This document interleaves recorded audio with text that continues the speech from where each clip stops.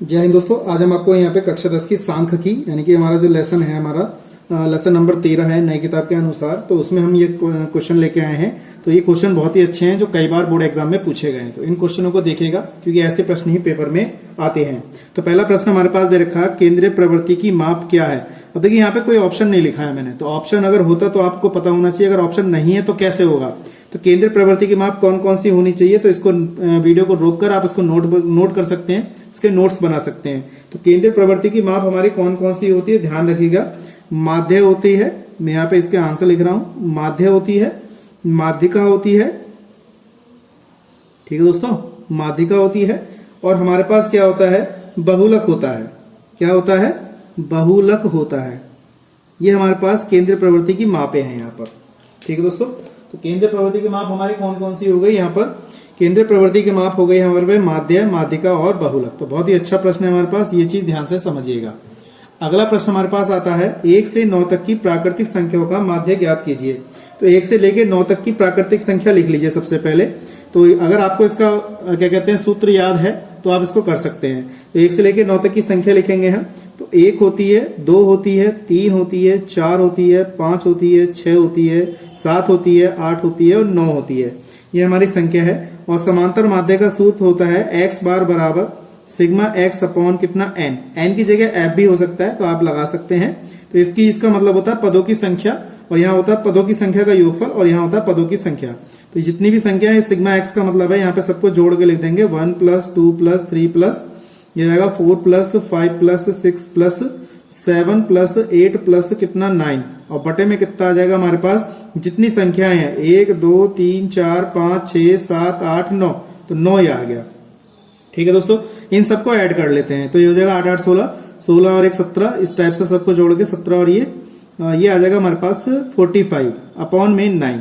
तो हमारा नाम का पहाड़ा पढ़ लीजिए, 9 पंजे 45। तो हमारे पास समांतर माध्य कितना आ गया, 5 आ गया। तो यही हमारा क्या है, इसका आंसर है। तो ऐसे सवाल पेपर में आए हुए हैं तो इसको ध्यान से समझिएगा। इसमें मैं 10 प्रश्न लेके आया हूं, 10 के 10 प्रश्न बहुत इंपॉर्टेंट है, नोट्स बना के रखिएगा और बोर्ड एग्जाम से पहले इसकी तैयारी कर लीजिएगा। ऐसे प्रश्न ही आपके बोर्ड एग्जाम में पूछे जाएंगे, पेपर में आएंगे, ठीक है। अगला प्रश्न हमारे पास क्या है, अगला प्रश्न हमारे पास दे रखा है, 1 से 10 तक की धनात्मक सम संख्याओं का समांतर माध्य ज्ञात कीजिए। तो 1 से 10 तक की संख्या हमारे पास वो कौन सी है, सम संख्या पूछ रहा है। तो 1 से लेकर 10 तक की हमारी संख्या होंगी, 2 होगी, 4 होगी, 6 होगी, 8 होगी और 10 होगी, ठीक है दोस्तों। और सम संख्या पूछ रहा है तो हमारा फॉर्मूला यही होता है सिग्मा x अपॉन कितना n। तो सिग्मा x की जगह पे हमारे पास 2 + 4 + 6 + 8 + 10 हो जाएगा, और बटे में पदों की संख्या। तो 1 2 3 4 5, तो यहाँ पे 5 आ जाएगा। इन सबको ऐड कर लीजिए, ऐड करके कितना आएगा 18 6 24 4, ये 30 आ गया, 30/5। तो 5 से काट दीजिए और काटने पर कितना आया 6। तो हमारे पास 6 इसका समांतर माध्य आ गया। यही चीज हमें क्या करनी थी, यहाँ पर ज्ञात करनी थी। इसी क्रम में अगला देखिए, इसमें हमें क्या करना है, x का मान ज्ञात करना है। तो 7 13 20 17 तथा 3x का समांतर माध्य 18। अब देखिए हमारे पास वाले सवाल में x बार का मान दे रखा है, यानी कि 18 दिया हुआ है। x का मान यहाँ पे ज्ञात करा रहा है, तो हमारा सूत्र वही होगा x बार बराबर सिग्मा x अपॉन कितना n, ये होगा। तो x बार बराबर, x बार की वैल्यू हम क्या करेंगे, यहाँ पे लगा देंगे। तो सबसे पहले हमारे पास सिग्मा x की वैल्यू दे रखी है। सिग्मा x की वैल्यू कितनी दे रखी है, 7 + 13 + 20 + 17 + 3x, ये सब दे रखे हैं। और n का मान कहां से आ जाएगा, इन सभी को गिन लो। तो 1 2 3 4 5, तो ये हो जाएगा हमारे पास 5।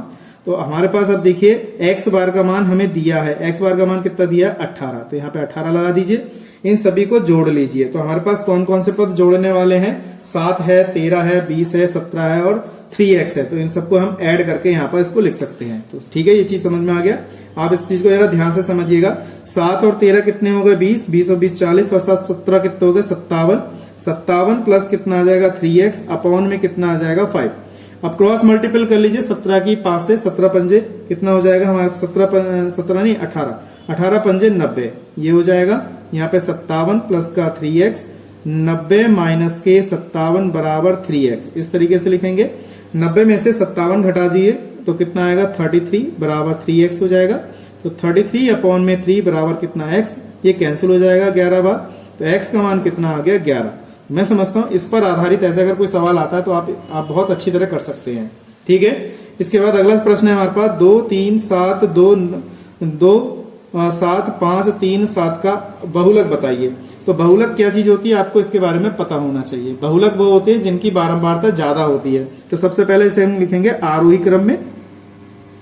कौन सी क्रम में लिखेंगे? आरोही क्रम में लिखेंगे। तो आरोही क्रम 2 हो गया, फिर 2 हो गया, यहाँ पे फिर 3 हो गया, फिर 3 हो गया, फिर हमारा यहाँ पे 5 हो गया, फिर हमारा 7 हो गया, 7 हो गया और 7 हो गया। देखिए इसमें सबसे अधिक देखिए 2 बारंबारता 2 बार आया है, 3 बारंबारता 3 बार आया, 2 बार आया है, 5 1 बार आया है और 7 3 बार आया है। तो बहुलक हमारा यहाँ पे क्या हो जाएगा? बहुलक हमारा यहाँ पे हो जाएगा दोस्तों 7 हो जाएगा। तो यही हमारा क्या है इसका आंसर है। जिसकी बारंबारता सबसे अधिक होती है वही बहुलक होता है। ठीक, इसी प्रकार से अगर आगे हम देखें, ठीक है दोस्तों, अगर इसी प्रकार से हम आगे देखें अगला वाला सवाल, छठा सवाल देखेंगे। तो छठा सवाल हमारे पास क्या है?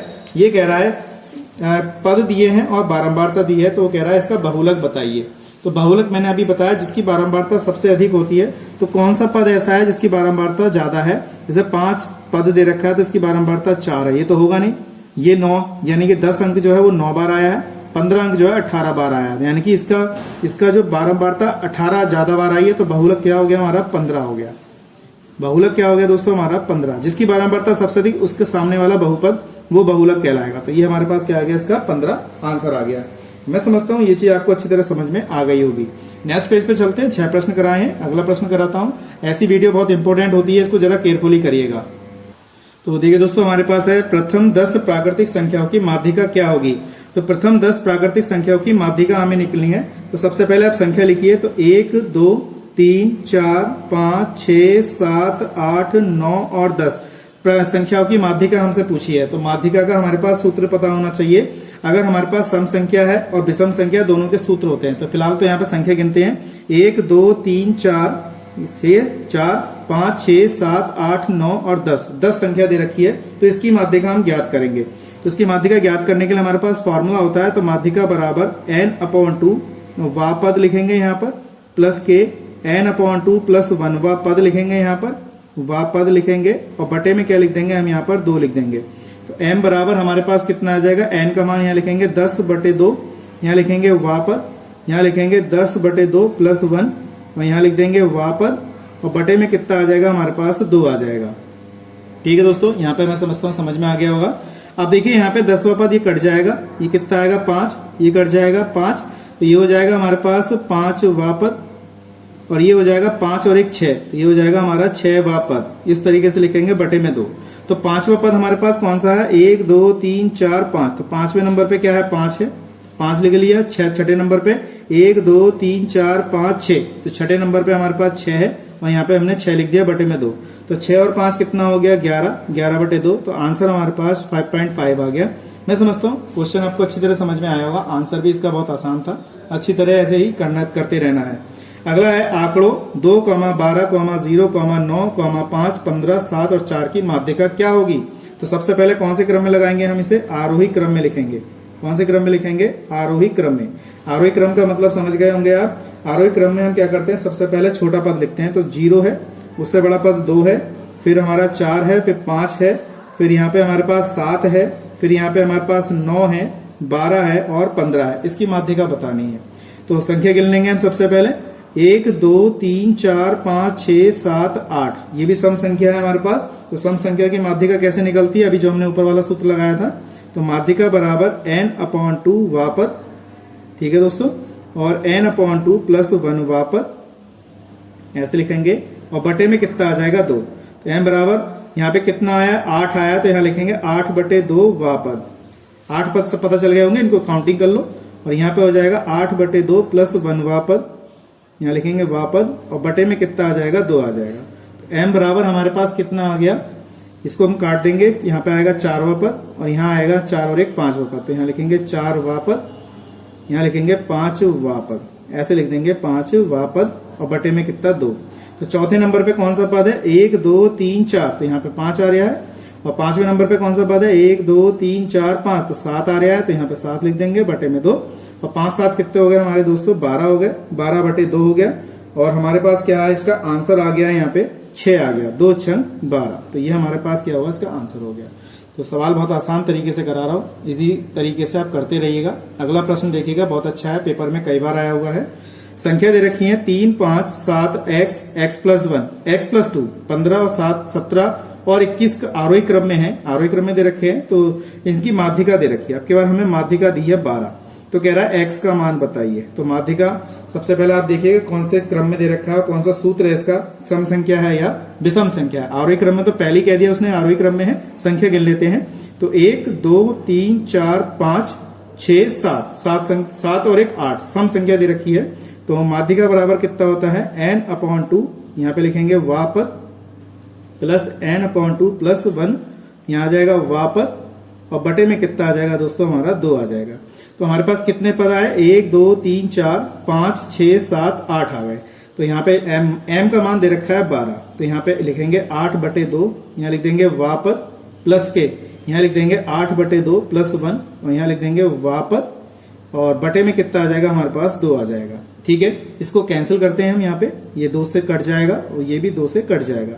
इसके नीचे 1 मान के इसकी गुणा करते हैं, 12 दूनी 24 हो जाएगा। यहाँ से इसकी गुणा करके यहाँ पे आएगा 4 वापत, और यहाँ आएगा 4 और 1 5, तो 5 वापत, ऐसे लिखेंगे। इस तरीके से लिखा गया दोस्तों मेरे। तो चौथा 24 तो आ गया हमारे पास। चौथा पद कौन सा है इसमें देख लो, चौथा पद है 1, 2, 3, 4, 4 का मतलब x पद आ गया। पांचवा पद 1, 2, 3, 4, 5, तो पांचवा पद आ गया x+2, ये हो गया। तो 24 बराबर x और x कितने हो गए, 2x प्लस का 2, तो 24 - 2 बराबर 2x, इस तरीके से लिखेंगे। यहाँ पे 22 बचेगा, 2x आ गया, और 22/2 बराबर x, कैंसिल हो गया 11, तो x बराबर कितना आ गया दोस्तों, 11 इसका आंसर आ गया। तो मैं समझता हूँ सवाल आपको अच्छी तरह समझ में आया होगा। लास्ट प्रश्न है, बहुत बार पेपर में पूछा गया, आपको यकीन ना हो तो आप अनसोल्ड पेपर उठा के देख सकते हैं, कई बार पेपर में पूछा गया है। माध्यक, ठीक है दोस्तों, माध्यक और बहुलक के बीच संबंध क्या है, तो ये चीज आपको पता होना चाहिए। बहुत इंपॉर्टेंट क्वेश्चन है, कई बार पेपर में पूछा गया, 1 नंबर में भी 2 नंबर में भी पूछा गया है। तो कैसे करते हैं देखिएगा, इसका तो सूत्र याद होना चाहिए आपको। तो फॉर्मूला होता है इसका, बहुलक बराबर क्या होता है, बहुलक बराबर